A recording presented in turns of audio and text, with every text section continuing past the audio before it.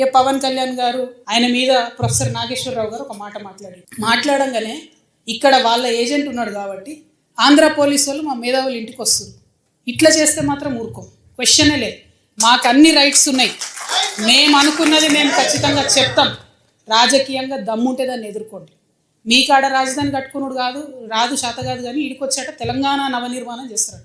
మా పని మేము చేసుకుంటాం, మా నిర్మాణం మేము చేసుకుంటాం, మా కథలు మేము పడతాం.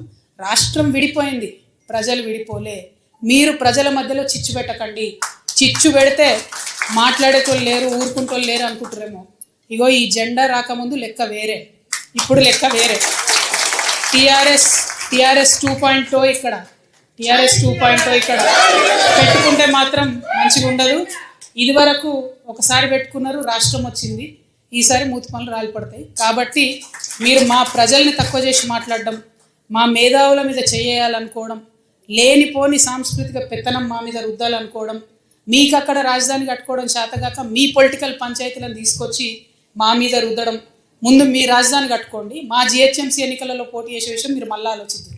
మా జిహెచ్ఎంసీలో ఇక్కడ సెటిల్ అయ్యి ఇక్కడ ఉన్నటువంటి ఆంధ్ర బిడ్డలు మా వాళ్ళు. గత 12 ఏళ్ళుగా వాళ్ళని మేము కడుపులో పెట్టుకొని కాపాడుకున్నాం. ఇంకా ఎన్ని ఏండ్లైనా అట్లనే కాపాడుకుంటాం. తెలంగాణ వాళ్ళం ఎవరిని ఇబ్బంది పెట్టేటోళ్ళం కాదు. చుట్టపు చూపుగా వచ్చినా ఇంటికి వచ్చినా వాళ్ళని ఉన్నాం, వాళ్ళు మన దగ్గరే ఉన్నారు, మన దగ్గరే సెటిల్ అయిన వాళ్ళతో ఇబ్బంది లేదు.